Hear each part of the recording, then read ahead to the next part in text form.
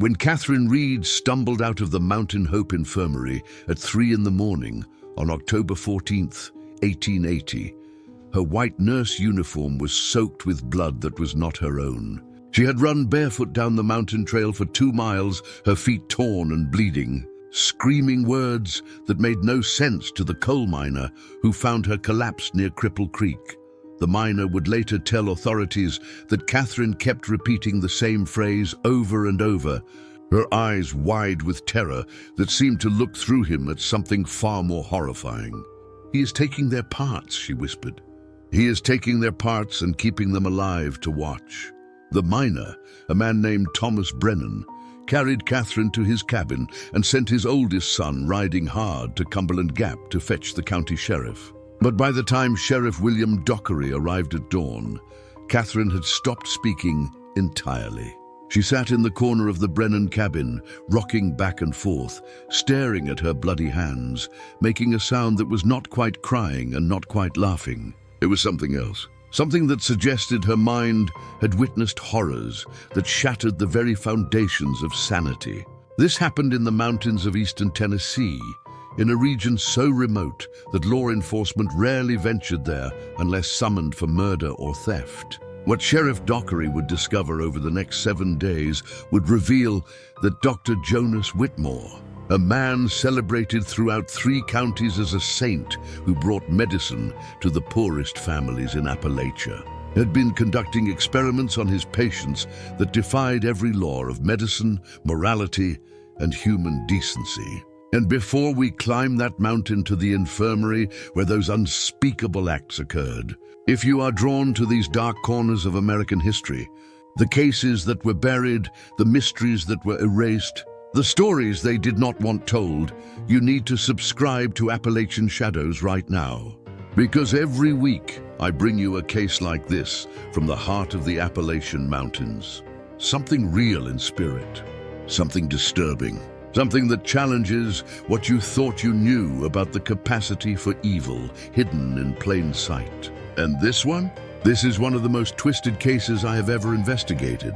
The story of a man who used the isolation of the mountains and the desperation of the poor to transform medicine into something monstrous. To understand how Jonas Whitmore was able to operate for 3 years without detection, you must first understand the Tennessee mountains in the late 1870s. The Civil War had ended 12 years earlier, but Appalachia remained devastated. Entire communities had been destroyed. Young men who might have become doctors or teachers had died on distant battlefields. The few physicians who practiced in the region were concentrated in larger towns like Knoxville or Chattanooga, leaving the mountain families with almost no access to medical care. People died of treatable conditions. Children perished from infections that could have been cured with basic medicines. Women died in childbirth for want of a skilled attendant. The desperation was profound and absolute. When disease struck a family living in a remote hollow, miles from the nearest neighbor, they had only prayer and folk remedies passed down through generations. Sometimes those remedies worked. Often they did not. It was into this desperate landscape that Jonas Whitmore arrived in the winter of 1876. He came from the north, riding a well-maintained wagon loaded with medical supplies and accompanied by a young woman he introduced as his wife, Rebecca. Whitmore was 38 years old, tall and distinguished-looking, with graying temples that gave him an air of wisdom and experience. He wore spectacles and spoke with the careful diction of an educated man. He claimed to have graduated from a medical college in Philadelphia and to have practiced in Baltimore for 10 years before feeling called by God to serve the poor of Appalachia. The story he told was compelling and seemed to match every detail of his appearance and manner. He carried letters of reference, though the names and addresses were from distant cities where verification would be nearly impossible. He had medical textbooks, surgical instruments of excellent quality, and most importantly, he had medicines. Real medicines with printed labels. Quinine for fevers, laudanum for pain, carbolic acid for disinfection. things the Mountain families had heard of but never seen. Whitmore spent his first months traveling from community to community, offering free consultations and treatment. He set broken bones. He delivered babies. He treated infections and fevers, and he did not ask for payment. He said that he had inherited sufficient wealth to support his mission and that his reward would come in heaven, not on earth. The families he helped spread word of the good doctor who had come to save the mountains. Within 6 months, Jonas Whitmore had become something close to a legend. In March of 1877, Whitmore announced his intention to establish a permanent infirmary. He had purchased land near the peak of Chilhowee Mountain, a location so remote that reaching it required a full day of travel on horseback from the nearest town. The site, he explained, was chosen for its pure mountain air, which modern medical science recognized as beneficial for recovery. He would build a facility where patients could stay for extended treatment, where the most serious cases could receive the intensive care they required. Local men volunteered their labor to construct the building. They cut timber from the surrounding forest and hauled it up the mountain. They dug a well and constructed a sturdy 2-story structure with a stone foundation. The infirmary had a dozen beds on the ground floor, a surgical room, a pharmacy, and living quarters for Whitmore and his wife. There was also a locked-up ward that Whitmore said would house patients with contagious diseases, keeping them isolated to prevent the spread of illness to others. The Mountain Hope Infirmary opened in July of 1877. Whitmore placed advertisements in every town within a 50-mile radius. Free medical care for those who could not afford payment. Treatment for chronic conditions, surgical procedures, recovery from serious illness, all provided without cost as part of his Christian mission to serve the poorest of God's children. The patients began arriving within days. Families carried their sick up that mountain trail, filled with desperate hope. A father brought his daughter, who had been crippled by a childhood injury, believing the doctor might restore her ability to walk. A mother carried her son dying of consumption, praying for a miracle. An elderly man suffering from tumors sought relief from the pain that had tormented him for years. Whitmore examined each patient with apparent thoroughness. He took detailed notes, measuring everything about their condition. He explained treatments in terms that sounded scientific and advanced. And he offered hope, always hope. He told the families that recovery would take time, that they must be patient, that modern medicine could work wonders but required weeks or even months of careful treatment under his direct supervision. For those patients who stayed at the infirmary, family members were not permitted to visit frequently. Whitmore explained that rest and quiet were essential to healing, that too much excitement could hinder recovery. He promised to send word if there were significant developments, good or bad. The families, trusting in his authority and reputation, accepted these restrictions. They returned to their homes in the hollows and waited for news. Some patients did return home. Whitmore would occasionally declare someone cured and send them down the mountain with instructions for continued care. These success stories reinforced his reputation and silenced any nascent doubts. But many patients never came home.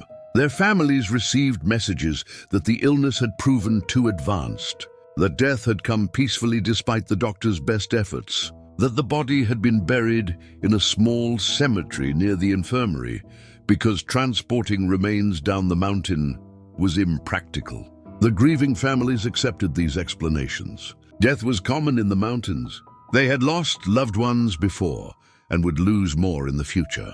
At least their family member had died under the care of a skilled physician, not suffering alone in some isolated cabin. At least they had tried everything possible. The thought provided some small comfort. What none of them knew was that Jonas Whitmore was not a graduate of any medical college. He had never practiced medicine in Baltimore or any other city. The letters of reference were forgeries. The man who called himself Jonas Whitmore had a different name and a history that, if known, would have sent every family fleeing from the mountain in terror. His real name was Jonas Werner, and he had worked as an assistant in a Philadelphia medical college until 1873. When he was dismissed after professors discovered him conducting unauthorized experiments on cadavers designated for student instruction, he had been cutting into bodies in ways that served no educational purpose, removing organs and preserving them in jars, keeping detailed notes on procedures that violated every ethical standard of the medical profession. Werner had fled Philadelphia before formal charges could be filed. He had changed his name, created a false history, and looked for a place where he could continue his work without oversight or interference. The isolated mountains of eastern Tennessee provided the perfect opportunity. Here were desperate people who would ask no questions. Here was an environment where a man could operate in complete secrecy. Here, he could finally pursue the experiments that had fascinated him since his youth, exploring the boundaries of surgical intervention and human survival. Rebecca, the woman Werner introduced as his wife, was actually a former prostitute named Rebecca Caldwell, whom he had met in a Baltimore tavern. She was not educated in medicine, but she was intelligent and desperate to escape her previous life. Werner had promised her respectability and financial security in exchange for her assistance. She would play the role of his wife, help manage the infirmary, and most importantly, maintain absolute silence about what occurred in the locked-up ward. For 3 years, Jonas Whitmore and Rebecca ran the Mountain Hope Infirmary without interference. They accepted patients, conducted their experiments, and disposed of evidence in ways that left no trace for the outside world to discover. The few patients who survived treatment and were released were too grateful or too traumatized to question what they had endured. The families of those who died accepted the explanations they were given, never imagining that their loved ones had suffered fates worse than any disease could inflict. It might have continued indefinitely if not for Catherine Reed. She was 19 years old, the daughter of a small farmer from Virginia who had moved to Tennessee seeking better land. Catherine had received some basic education from a traveling teacher and could read and write, rare skills for a woman of her background. When she heard that Dr. Whitmore was seeking an assistant to help care for patients at the infirmary, she saw an opportunity to learn a respectable profession and escape the grinding poverty of subsistence farming. Wait, think about this for a second. Jonas Whitmore had operated for 3 years without anyone discovering what he was doing. 3 years of experiments, 3 years of victims, 3 years of families trusting him with their dying relatives. But Catherine Reed figured out the truth in less than 6 weeks. Drop a comment right now with your theory. What do you think Catherine saw that finally exposed the truth? Because this detail is going to matter at the end, and I want to see if anyone figures it out before we get there. Whitmore hired Catherine in September of 1880, pleased to have someone with basic literacy who could help keep records and manage the day-to-day operations of the ground floor ward. He instructed her carefully on her duties. She would change bandages, feed patients, administer medicines that he prepared, and keep the facility clean. Under no circumstances was she to enter the locked upper ward. Those patients, he explained, suffered from highly contagious diseases and required specialized care that only he and Rebecca could safely provide. For the first 3 weeks, Catherine performed her duties without question. She was kind to the patients on the ground floor, most of whom suffered from chronic conditions like rheumatism or slow-healing injuries. She learned to recognize their symptoms, to understand which medicines provided relief, to offer comfort when medical treatment could do little else. She began to believe she had found her calling, that perhaps one day she too might become a healer. But Catherine was observant. She noticed things that did not quite make sense. The locked-upper ward had 12 beds, Whitmore had told her, and was currently housing 8 patients with tuberculosis. Yet she never heard coughing from above. Tuberculosis patients coughed constantly, sometimes violently. The silence from the upper floor was absolute and strange. She noticed that Whitmore and Rebecca carried supplies upstairs at odd hours, usually late at night or before dawn. They moved quietly, as though trying not to disturb anyone. But Catherine had difficulty sleeping in her small room adjacent to the ground floor ward. She heard their footsteps, heard the creak of the stairway, heard the sound of the lock being opened and closed. She noticed that some supplies disappeared in quantities that seemed excessive for 8 tuberculosis patients. Laudanum, which was used to control pain and induce sleep, was consumed at a rate that made no sense. Carbolic acid for disinfection was used in amounts that suggested frequent surgical procedures. And the linens that came down from the upper ward for washing were stained, not just with blood, but with fluids she could not identify. On the night of October 13th, Catherine could no longer suppress her curiosity and growing unease. Whitmore and Rebecca had gone to Cumberland Gap to purchase supplies, leaving her alone at the infirmary with strict instructions to tend the ground floor patients and under no circumstances to go upstairs. They would return the following afternoon. Catherine waited until midnight when the ground floor patients were sleeping.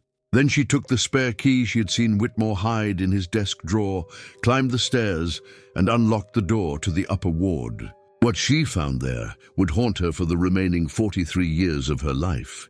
A horror so profound that she would spend decades unable to speak of it, waking from nightmares until the day she died in 1923. An old woman still reliving that moment when she turned the key and pushed open the door. The upper ward was not a recovery room for contagious patients. It was a laboratory, a surgical theater of horrors where Jonas Whitmore had been conducting experiments that pushed far beyond the boundaries of accepted medical practice into realms of deliberate torture disguised as scientific inquiry. There were 12 beds, as Whitmore had said, but the patients in those beds were not suffering from tuberculosis or any disease Catherine recognized. They were suffering from what had been done to them under the knife of the good doctor who had promised to heal the desperate families of the Tennessee mountains. And Catherine Reed, 19 years old and innocent to the depths of human cruelty,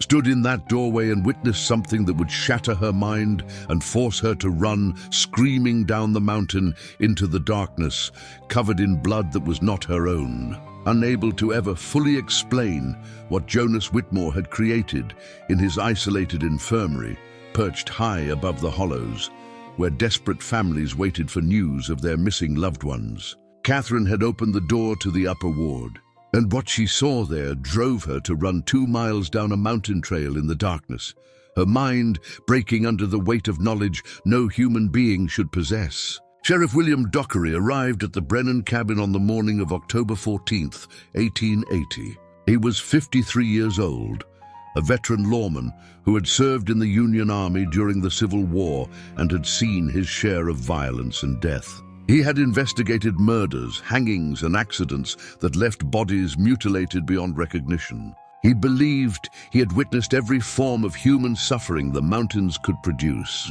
He was wrong. Catherine could not speak coherently, but the blood covering her uniform told Dockery that something terrible had occurred at the Mountain Hope Infirmary. He sent riders to gather a group of men and to notify the district attorney in Knoxville that a serious crime had likely been committed. Then he began the long ride up Chilhowie Mountain, accompanied by 6 armed volunteers, the Brennan brothers, and a local physician named Dr. Samuel Harrison, who had reluctantly agreed to provide medical expertise if needed. The group reached the infirmary just after noon. The building sat in a clearing near the mountain peak, surrounded by dense forest. It looked peaceful in the autumn sunlight, quiet. There was no smoke rising from the chimneys, no sign of activity. The front door was unlocked, swinging slightly in the breeze. Dockery drew his revolver and entered first, the other men following close behind. The ground floor ward was empty. The 12 beds were neatly made, medical supplies arranged on shelves with orderly precision. Everything was clean and professional looking, exactly what one would expect from a well-managed medical facility. There was nothing to suggest the horrors Catherine had described in her few lucid moments. The stairs to the upper ward rose from the back of the main room. A heavy wooden door at the top remained closed, a large iron lock securing it. Dockery climbed the stairs slowly, his boots creaking on the wood. One of the Brennan brothers had brought a crowbar, anticipating they might need to force entry. But when Dockery reached the door and tested the handle, he found it unlocked. Catherine must have left it open in her panicked flight. He pushed the door open, and the smell hit him first. It was not the smell of disease or decay, though those elements were present. It was something chemical and wrong, a mixture of carbolic acid, chloroform, and something else that Dockery's mind could not quite process. The afternoon sunlight streamed through high windows, illuminating the ward in harsh detail. There were 12 beds arranged in 2 rows of 6. 8 of those beds were occupied. And what lay in those beds was not illness. It was evidence of systematic mutilation conducted over a period of months or years. Dr. Harrison pushed past Dockery and stood frozen in the doorway, his face draining of color. He had been skeptical about Catherine's claims, believing she might have suffered from hysteria or misunderstanding. Now he understood that Catherine, if anything, had been unable to convey the full extent of what Whitmore had created. The patients in the beds were alive. That was perhaps the most horrifying realization. They were conscious, their eyes tracking the men who had entered the room, but they were unable to speak or cry out. Whitmore had performed surgical procedures on each of them, removing parts of their bodies in ways that should have resulted in death, but had somehow left them clinging to life. Harrison approached the nearest bed with trembling steps. The patient was a young man, perhaps 25 years old, skeletal thin. His legs had been amputated at the thighs, the stumps wrapped in bandages that were clean and recently changed. But that was not what made Harrison gasp and turn away. The young man's left arm had been opened from shoulder to wrist, the skin carefully peeled back and held in place with surgical pins, exposing the muscles and tendons beneath. The wound had healed around the pins, the exposed tissue still alive, still functioning. Whitmore had kept the man in this state for weeks or months, observing how the exposed muscles behaved, how the body struggled to protect tissue that should have been covered by skin. In the second bed lay a woman in her 40s. Both of her eyes had been surgically removed, the sockets cleaned and sealed. But Whitmore had gone further. He had opened her skull, a circular section of bone removed, exposing a portion of her brain. A glass plate had been fitted into the opening, sealed with some kind of resin, creating a window through which one could observe the living brain tissue beneath. The woman was conscious, breathing steadily, her remaining senses apparently intact. She turned her head toward the sound of the men's voices, though she could not see them. In the third bed was an elderly man whose abdomen had been opened and then carefully sewn back together with a section of glass tubing inserted through the surgical opening. Through this tube, partially obscured by bandages, one could see into the man's abdominal cavity, observe his organs functioning in real time. The man's hands gripped the bedsheets, his breathing shallow and pained. Each bed held a similar horror. A middle-aged woman with one side of her chest open to expose her heart and lung, the ribs carefully spread and held in place with metal braces. A teenage girl with sections of skin removed from various parts of her body in precise geometric patterns, the muscle tissue beneath healing in the open air. A young boy whose jaw had been partially removed, the bone cut away to reveal the roots of teeth and the internal structures of the mouth. Harrison backed away from the beds, his hand over his mouth, fighting the urge to vomit. These people were alive because Whitmore possessed genuine surgical skill. He knew how to prevent infection, how to manage pain with opiates, how to keep wounds clean and healing even in their opened state. He had used his knowledge not to heal, but to conduct experiments no ethical physician would even conceive of attempting. Dockery forced himself to examine the entire ward. On tables against the far wall, he found Whitmore's notes, leather-bound journals filled with detailed observations, written in neat, precise handwriting, sketches of the surgical procedures, measurements of heart rates, breathing patterns, body temperatures, notes on how long exposed tissue could survive, how the body adapted to traumatic alterations, which procedures resulted in death and which could be sustained indefinitely. There were also jars on the shelves, preserved organs floating in alcohol, hearts, kidneys, sections of liver and lung, all carefully labeled with the name of the patient from whom they had been removed and the date of the procedure. The collection represented years of systematic experimentation. And if this investigation is drawing you in so far, tap that like button. It genuinely helps Appalachian Shadows bring more of these forgotten cases to light.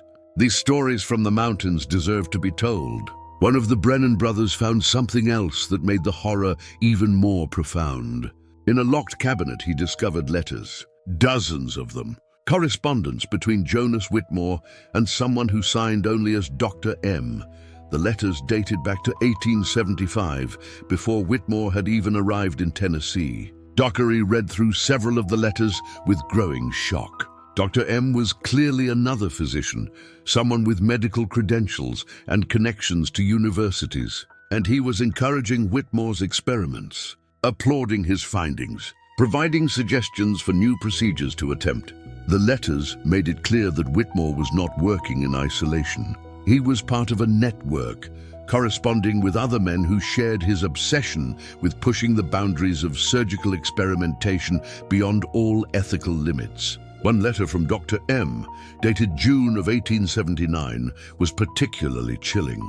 It read, "Your observations on sustained consciousness during extreme physical alteration are remarkable.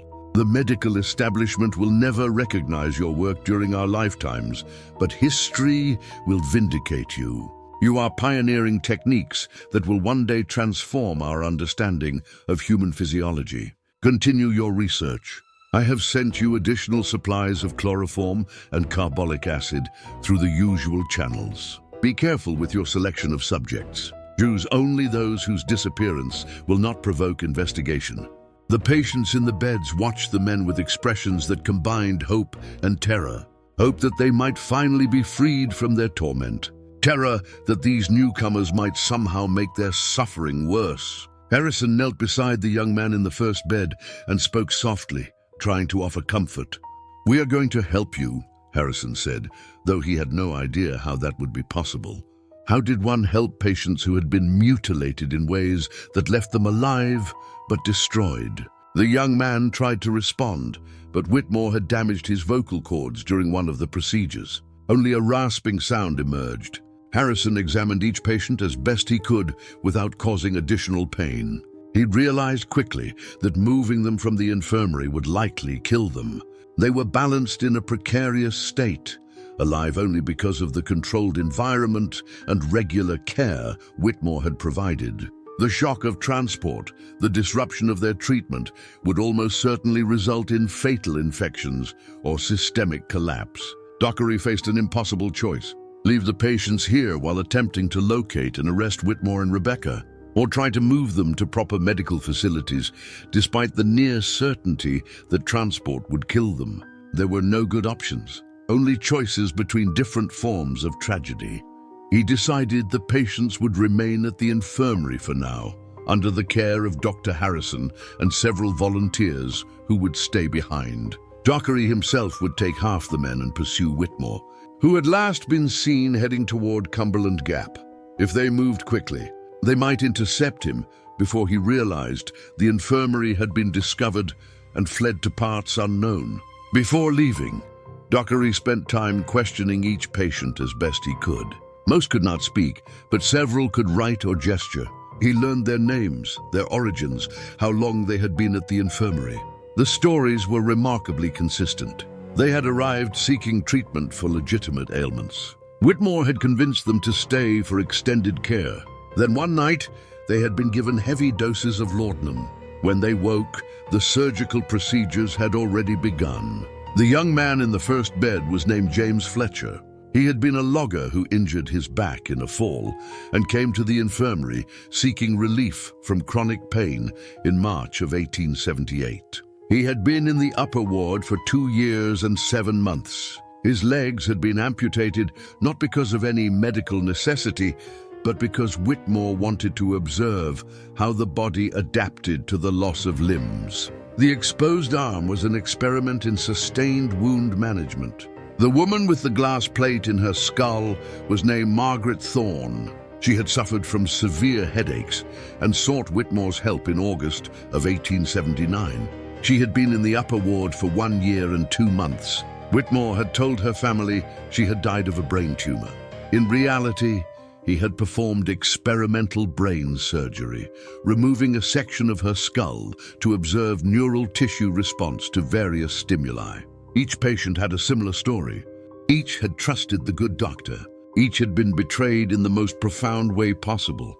Their families believed them dead or cured and returned home. They had no idea their loved ones remained imprisoned in that room, kept alive only to serve as subjects for experiments that served no medical purpose beyond satisfying Whitmore's monstrous curiosity. Dockery gathered the volunteers and prepared to pursue Whitmore. But as they were about to depart, one of the men who had been searching the lower floor called out. He had found something in Whitmore's office, a telegram that had arrived 3 days earlier, on October 11th. It was from someone identified only as M and contained a single sentence. Complications in Philadelphia. Destroy all evidence. Abandon the facility immediately. Whitmore had received warning. Dr. M, whoever he was, had alerted him to some danger, some investigation in Philadelphia that might lead back to Tennessee. But Whitmore and Rebecca had not abandoned the facility. They had gone to Cumberland Gap on a supply run. Did they intend to return and carry out M's instructions? Or had they already decided to flee and were even now on a train heading west or north? Dockery realized that time was critical. He divided his men into 2 groups. One would ride hard for Cumberland Gap to search for Whitmore and Rebecca. The other would remain at the infirmary to protect the patients and secure the evidence. Dockery himself would lead the pursuit, taking the fastest horses and the men most skilled with firearms. As they rode down the mountain, Dockery's mind raced with questions. Who was Dr. M? How many other physicians were involved in this network? How many other infirmaries or hospitals or private practices were conducting similar experiments in isolated locations across America? The letters suggested this was not an isolated case, but part of something larger and more organized. The pursuit took them through the night and into the following day. At Cumberland Gap, they found the merchant who had sold supplies to Whitmore 2 days earlier. The merchant confirmed that Whitmore and Rebecca had purchased goods, but had seemed nervous and had asked about train schedules to Knoxville. They had left on foot toward the rail station, planning to catch the afternoon train on October 13th. Be honest with me in the comments. If you were Sheriff Dockery, would you have left the patients at the infirmary knowing transport might kill them? Or would you have risked moving them to proper hospitals despite the danger? Because I have thought about this a lot while researching this case, and I am still not sure there was a right answer. Dockery and his men rode to the rail station, arriving just as the afternoon train was preparing to depart on October 15th. The station master confirmed that a man and woman matching the description of Whitmore and Rebecca had purchased tickets to Knoxville the previous day. They would have been on yesterday's train, already 24 hours ahead of pursuit. But as Dockery was questioning the station master, one of his men spotted something. A woman standing at the far end of the platform, partially hidden behind a freight car.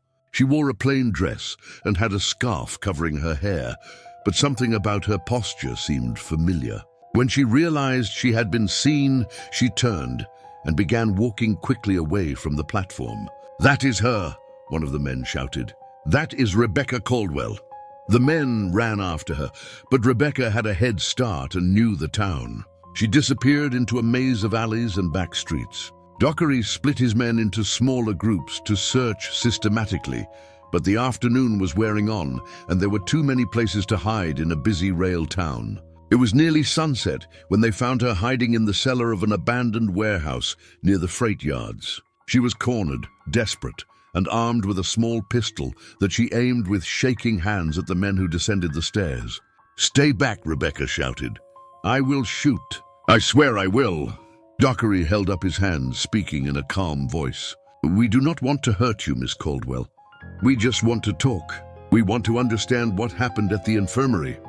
You cannot possibly understand, Rebecca said, her voice breaking. You did not see what I saw. You do not know what Jonas is capable of. Then help us understand, Dockery said. Tell us what happened. Tell us where Jonas has gone. For a long moment, Rebecca said nothing. Then slowly, she lowered the pistol. Tears were streaming down her face. When she spoke, her voice was barely above a whisper. Jonas is not human, she said. I thought I knew what I was getting into. He promised me a new life, security, respect. But what he did to those people, what he made me help him do, he does not see them as human beings. He sees them as specimens, as opportunities. He told me it was for the advancement of science, that future generations would thank him. But it was not science. It was just cruelty. Just endless, pointless cruelty. Dockery took a step closer. Where has he gone, Rebecca? Rebecca looked up at him with eyes that held no hope, only exhaustion. He has gone to find Dr. M, she said. The man who has been funding everything. The man who shares Jonas's vision. They are going to establish a new facility somewhere even more remote. Somewhere no one will ever find them. Jonas said that Tennessee was just the beginning. That with proper funding and complete isolation, they could accomplish things that would revolutionize medicine. Who is Dr. M? Dockery asked. Rebecca shook her head. I do not know his full name. Jonas never told me. He only said that M was a respected physician in Philadelphia. Someone with connections to medical colleges. Someone who could provide supplies and protect them from investigation. All I know is that Jonas was going to meet him in Knoxville on October 14th at the Grand Central Hotel. Dockery felt his heart sink. October 14th was yesterday. If Whitmore had met with Dr. M as planned, they could be anywhere by now.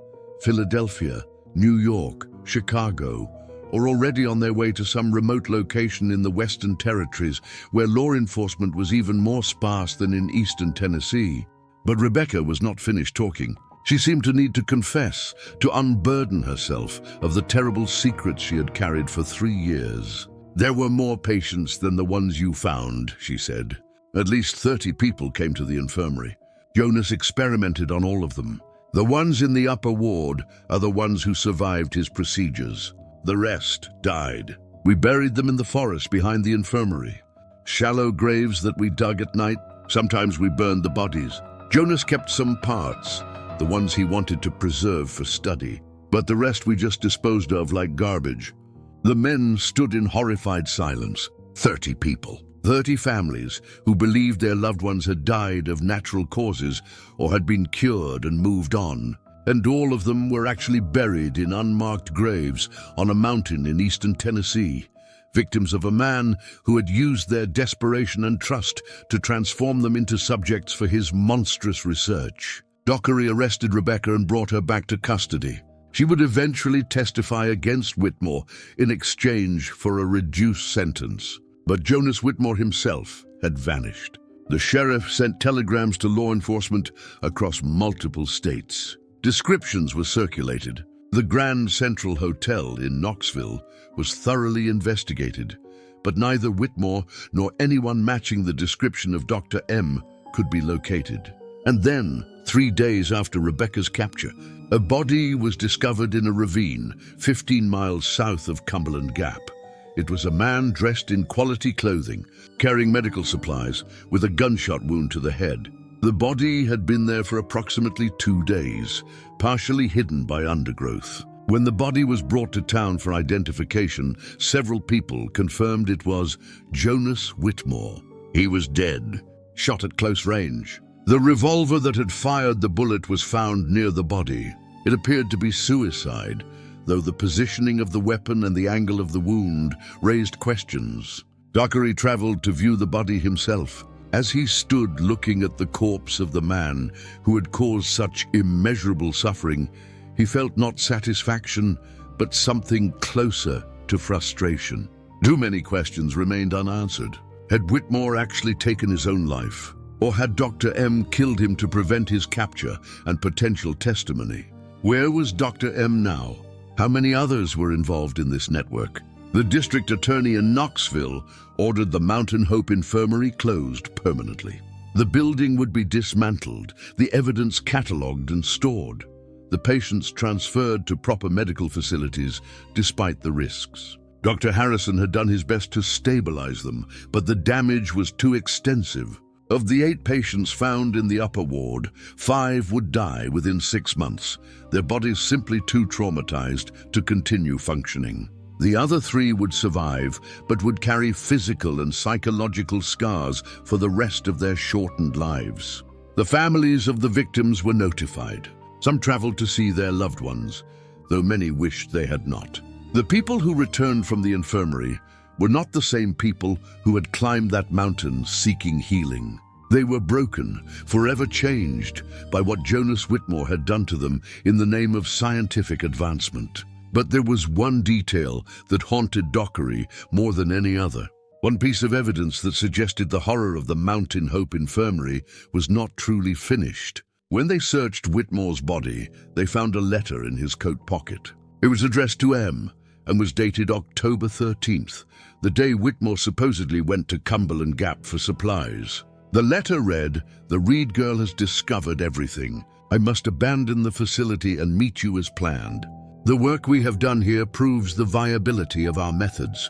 With the new location you have secured and the additional funding you mentioned, we can resume research within 6 months. The Tennessee experiments provided invaluable data. Our next facility will benefit from all we have learned." The letter was unsigned and unsent, but its contents made one thing absolutely clear.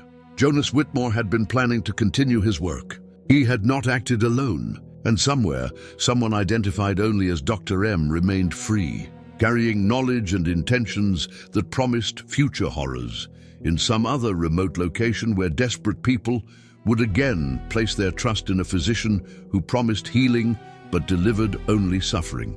Sheriff Dockery spent the rest of his career trying to identify Dr. M. He corresponded with authorities in Philadelphia, reviewed medical college records, investigated any physician who seemed to have unexplained wealth or suspicious practices, but he never found conclusive evidence.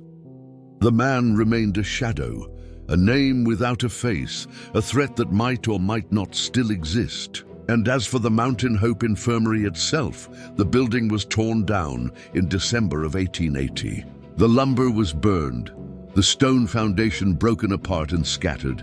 The site was abandoned, left to be reclaimed by the forest. Local families avoided the area, believing it cursed, tainted by the evil that had occurred there.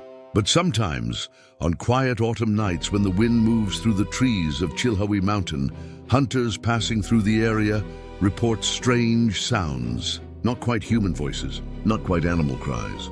Something else, something that might be the echoes of suffering that occurred in that place more than a century ago.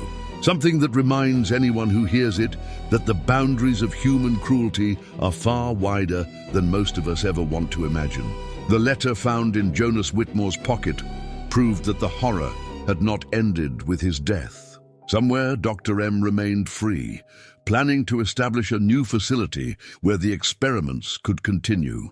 The investigation into the Mountain Hope Infirmary became one of the most controversial cases in Tennessee legal history. The district attorney, a man named Charles Pemberton, found himself facing unprecedented challenges. How did one prosecute crimes that existed in a gray area between murder, medical malpractice, and what could only be called crimes against humanity? Rebecca Caldwell was tried in Knoxville in January of 1881. The courtroom was packed with spectators every single day of the 3-week trial. Newspapers from as far away as New York and Boston sent reporters to cover what they called the Appalachian medical horror case. The testimony was so disturbing that several jurors requested to be excused and had to be replaced with alternates. Rebecca testified for 4 days. She described in meticulous detail how Whitmore had recruited her in Baltimore, promising her a respectable life in exchange for her assistance. She admitted that at first she had believed his explanations that the experiments were necessary for medical advancement. But as the months passed and the procedures became more extreme, more obviously designed not to heal but to cause prolonged suffering, she had realized the truth. By then she was complicit, trapped by her own involvement, terrified of what Whitmore might do if she threatened to expose him. He told me that if I ever spoke to anyone, he would make sure I ended up in one of those beds, Rebecca testified, her voice hollow. He said he could keep me alive for years, suffering, unable to die. I believed him. I had seen what he could do, so I stayed silent and helped him. May God forgive me for my cowardice. The defense attorney argued that Rebecca herself was a victim, manipulated by a man of superior intelligence and medical knowledge. The prosecution countered that she had been a willing participant, fully aware that patients were suffering and dying, yet choosing to protect herself rather than seek help for the victims. The jury deliberated for 2 days before reaching a verdict. Rebecca Caldwell was found guilty of conspiracy to commit assault and voluntary manslaughter. She was sentenced to 20 years in the Tennessee State Prison. She would serve 16 years before being released in 1897. A broken woman who never spoke publicly about the case again and died in poverty in 1903. But the trial of Rebecca Caldwell, while providing some measure of justice, did nothing to answer the larger questions that haunted Sheriff Dockery and the families of the victims. Who was Dr. M? Were there other physicians involved in the network? How many other facilities might be operating in remote locations across America? Dockery spent months following leads. He traveled to Philadelphia and met with administrators at 3 different medical colleges, reviewing records of dismissed students and professors who had been accused of ethical violations. He found dozens of names, dozens of men who had been removed from their positions for various infractions ranging from theft to conducting unauthorized experiments on cadavers. But none of them could be definitively connected to the letters signed by M1, promising lead, emerged in March of 1881. A physician named Dr. Marcus Thornton had been dismissed from Jefferson Medical College in Philadelphia in 1874 for conducting unauthorized surgical experiments on indigent patients at a charity hospital. Thornton had disappeared after his dismissal, his whereabouts unknown. The timing matched, the initial matched, and several of his former colleagues described him as brilliant but completely amoral, willing to sacrifice any ethical principle in pursuit of scientific knowledge. Dockery obtained a photograph of Thornton and showed it to Rebecca during one of his visits to the prison. She studied the image carefully but ultimately shook her head.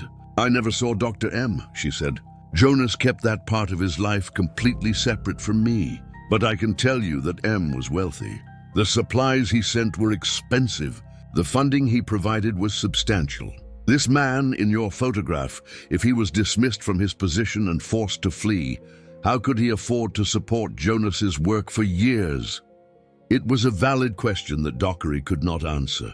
The Thornton lead eventually went cold when reports surfaced that a man matching his description had died in a railway accident in Ohio in 1878. If that was true, Thornton could not have been corresponding with Whitmore in 1879. The search for Dr. M consumed Dockery for 5 years. He pursued every lead, interviewed hundreds of physicians, reviewed countless records. But the man who had funded and encouraged Whitmore's experiments remained a ghost. Eventually, in 1885, Dockery was forced to admit defeat.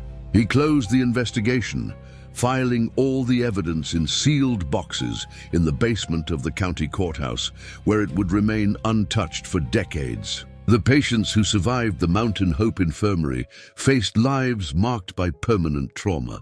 James Fletcher, the young logger whose legs had been amputated and whose arm had been deliberately kept in an open state, was transferred to a hospital in Knoxville.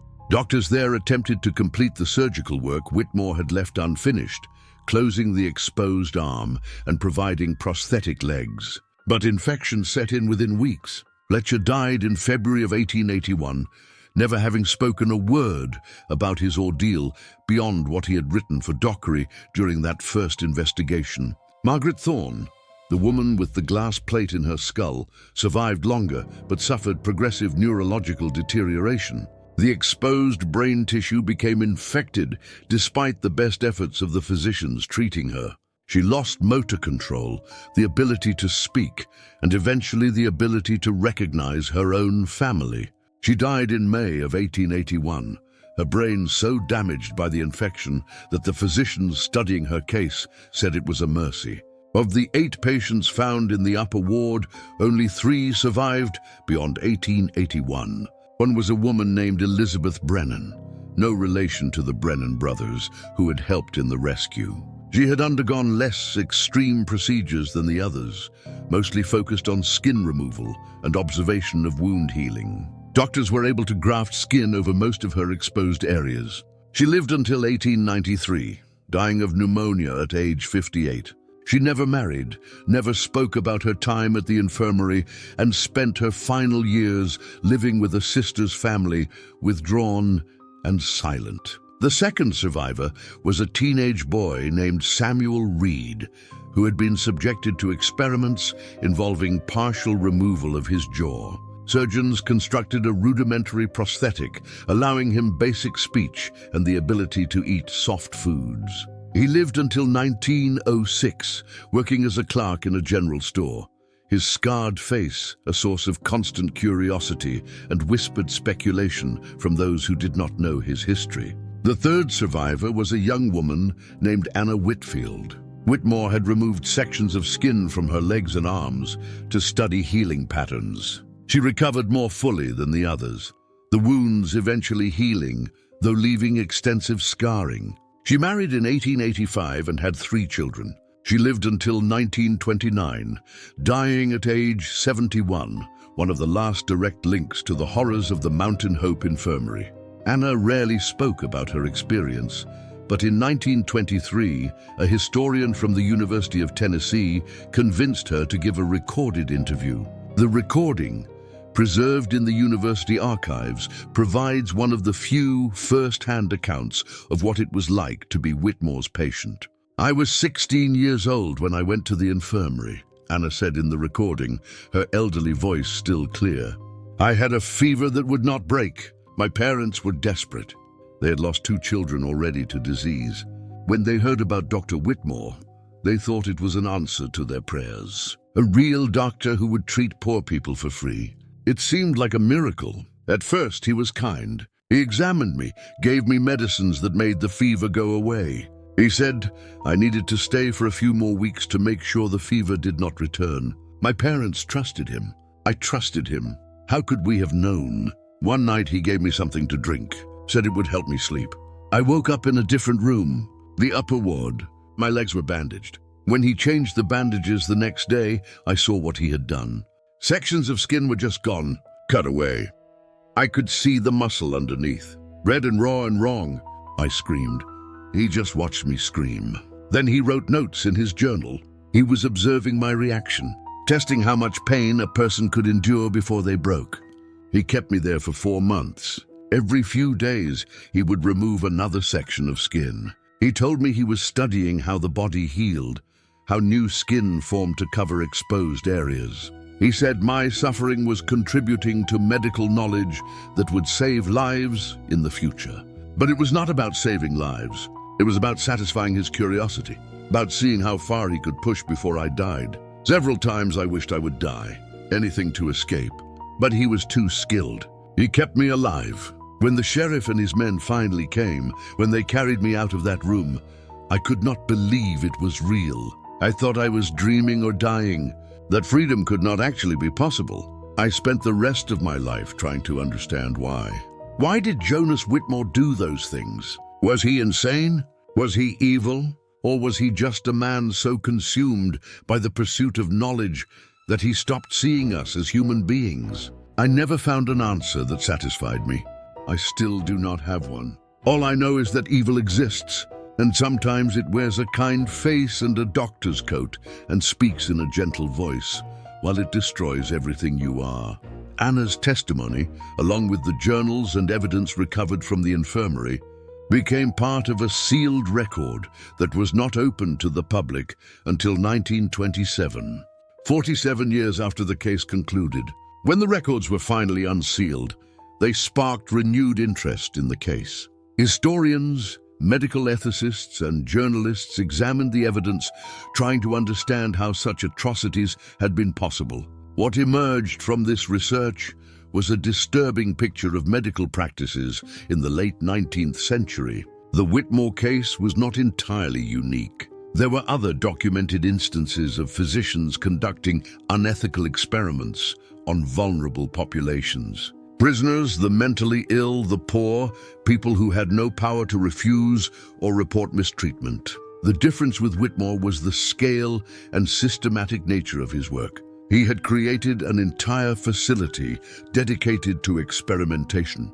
He had corresponded with others who shared his views. He had operated for 3 years without detection, refining his techniques, expanding his scope, convinced that his work was justified by the knowledge it would eventually produce. Medical historians who studied the case noted that Whitmore's surgical skills were genuinely advanced for his time. Several of the procedures he performed, if conducted with consent and proper ethical oversight, might have contributed to legitimate medical knowledge. The tragedy was not that he was an incompetent hack, but that he was a skilled physician who had completely abandoned any moral framework that might have constrained his actions. The case also raised questions about the medical profession's responsibility to police itself. Whitmore had been dismissed from his position in Philadelphia for ethical violations. Yet he was able to simply move to another location, assume a false identity,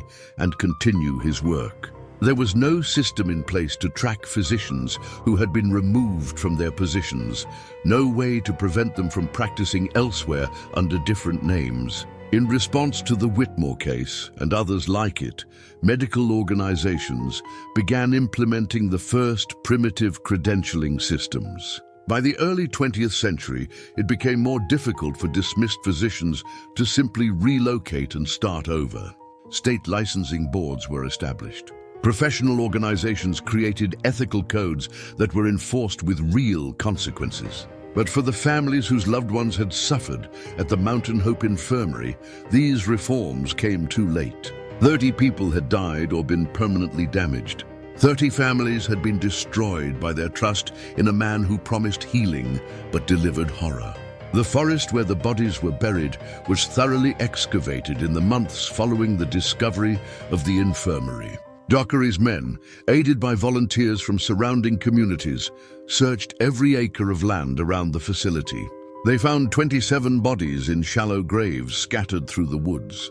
Most were in advanced stages of decomposition, identifiable only by personal belongings buried with them or distinctive features noted in Whitmore's journals. Each body was given a proper burial. The families, when they could be located, were notified. Memorial services were held. The community tried to provide some measure of dignity to people who had been treated as nothing more than experimental subjects. 3 bodies were never found. Whitmore's journals indicated he had buried them, but the locations he described could not be matched to any specific area. Those 3 people remain missing, their final resting places unknown, their families denied even the small comfort of a marked grave. The site of the Mountain Hope Infirmary was officially designated as cursed ground by local religious leaders. Reverend Thomas Wade, who presided over several of the memorial services, declared that no structure should ever be built there again, that the land should be left to grow wild as a reminder of what had occurred, and as a warning against the dangers of unchecked ambition and moral abandonment. For decades, the site remained untouched. The forest reclaimed the clearing where the infirmary had stood. Trees grew through the broken foundation. Vines covered the remnants of stone. By the early 20th century, someone unfamiliar with the history would never know that anything had existed there. But the stories persisted. Hunters and hikers who passed through the area reported strange feelings of unease. Some claimed to hear sounds that seemed like distant crying or moaning, though they could never quite locate the source. Others described seeing lights moving through the trees at night, as though someone was carrying a lantern, though no one was ever found when the area was searched. Most people dismissed these stories as superstition. the product of knowing the dark history of the place and letting imagination fill in the gaps. But there were enough reports from enough credible witnesses that the area acquired a reputation. People avoided it when possible. Those who had to pass through did so quickly and did not linger. The last known attempt to use the site occurred in 1935, when a lumber company purchased the land and sent a crew to harvest the timber. The crew worked for 3 days before abandoning the project. The foreman reported that tools kept disappearing, that workers felt constantly watched, and that strange accidents kept occurring with unsettling frequency. 2 men were injured by falling branches in a completely calm weather. Another developed a sudden infection that required hospitalization. The foreman himself claimed he heard voices one night when he was alone at the work site. Voices that seemed to be calling for help but came from no identifiable location. The lumber company wrote off the investment and never returned. The land remained abandoned, a dark footnote in Tennessee history, a place where the boundaries between rationality and superstition became uncomfortably blurred. As for Dr. M, he was never identified with certainty. Dockery's files contained several promising leads, but no definitive proof. In 1949, 69 years after the case, a historian researching medical ethics discovered letters in the archives of a Philadelphia hospital. The letters were correspondence between a physician named Dr. Malcolm Hendricks and an unnamed associate, discussing experimental surgical procedures and expressing frustration with ethical restrictions that limited their research. The letters were dated from 1874 to 1880, exactly matching the time period of Whitmore's activities. Dr. Hendricks had been a respected surgeon, wealthy and well-connected, who died of a heart attack in 1886. If Hendricks was indeed Dr. M, his death 6 years after the infirmary was discovered would explain why no further facilities matching Whitmore's methods had been found. But the connection was never proven. The letters were suggestive but not conclusive, and by the time they were discovered, everyone directly involved in the case was dead. There was no one left to confirm or deny the identification. What we can say with certainty is that Jonas Whitmore, whatever his real name, represented a particular kind of evil. Not the passionate violence of hatred or the opportunistic cruelty of greed, but the cold, calculated evil of someone who convinces himself that his actions are justified by a greater good that only he can see. He looked at suffering human beings and saw only data points. He listened to screams and heard only interesting physiological responses. He destroyed lives and called it scientific progress. And he did it all with the calm assurance of someone who believed history would vindicate him, that future generations would recognize his contributions and forgive his methods. He was wrong. History has not vindicated him. The medical knowledge gained from his experiments, such as it was, has been rejected by the medical community as tainted by the circumstances of its acquisition. His name, when it is remembered at all, is remembered only as an example of how far science can fall when divorced from ethics and human compassion. The patients who survived carried their scars, both physical and psychological, until their deaths. The families who lost loved ones carried grief that never fully healed, complicated by the knowledge of how their family members had suffered. And the community that had trusted the good doctor learned a hard lesson about the dangers of desperation, of placing too much faith in anyone who promises easy solutions to difficult problems. Catherine Reed, the young nurse whose escape exposed the horrors of the Mountain Hope Infirmary, lived until 1923. She never fully recovered from what she had witnessed. She experienced nightmares and periods of severe depression throughout her life. She married briefly, but could not maintain the relationship, her trauma creating barriers she could not overcome. She worked various jobs, moved frequently, never settling anywhere for long. In her final years, living in a boarding house in Knoxville, Catherine wrote a memoir about her experience. The manuscript was found among her possessions after her death, but was deemed too disturbing to publish. It remained in the possession of her family for decades before being donated to the Tennessee State Archives in 1971. Researchers who have read Catherine's memoir say it provides the most detailed, first-hand account of the infirmary's daily operations. She described how Whitmore maintained strict routines, how he kept meticulous records, how he justified each procedure with scientific language that made atrocity sound like progress. She also described her own moral collapse, how she had initially questioned what she was witnessing, but had gradually convinced herself that it must be acceptable because a trained physician was doing it, that her doubts must reflect her own ignorance rather than his wrongdoing. "I should have run on the first day," Catherine wrote. "I should have known that something was deeply wrong. But I wanted so badly to believe in him, to believe that medicine could do miracles, to believe that I was part of something important. I silenced my doubts because acknowledging them would mean admitting I had been a fool. And by the time I could no longer deny the truth, I was complicit. I had helped him. I had cleaned his instruments. I had administered his medicines. I had watched people suffer and done nothing. That guilt will stay with me until I die, and perhaps beyond." The story of Jonas Whitmore and the Mountain Hope Infirmary stands as one of the darkest chapters in Appalachian history. It reminds us that monsters do not always look like monsters. Sometimes they look like healers. Sometimes they speak with gentle voices and promise salvation. Sometimes they hide their atrocities behind the language of progress and the authority of professional credentials. And it reminds us that the mountains, for all their beauty, have always held secrets. Deep hollows where families lived, isolated from oversight. Remote valleys where help could not reach in time. Places where the desperate and the vulnerable could be exploited by those who saw their powerlessness not as something to protect, but as something to use. The Appalachian Mountains have given refuge to many over the centuries, but they have also provided cover for acts that no civilized society should tolerate. The story of Jonas Whitmore is not unique to Appalachia, but it is uniquely Appalachian in how the geography itself enabled and concealed his crimes for so long. If you made it this far, you are exactly the kind of person Appalachian Shadows exists for. Someone who does not turn away from the darkness. Someone who wants to understand the truth buried in these mountains, no matter how disturbing. Next week, I'm bringing you the story of the Carter County Nightwalkers, a group of 12 men in 1892.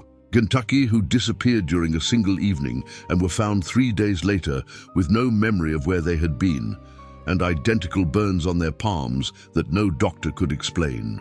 And that case, it makes this one look like it has answers. Subscribe to Appalachian Shadows now and turn on notifications, because these stories from the hollows and ridges do not stay buried forever. One more thing. I know many of you watching are from Tennessee, Kentucky, West Virginia, the Carolinas, Appalachian country.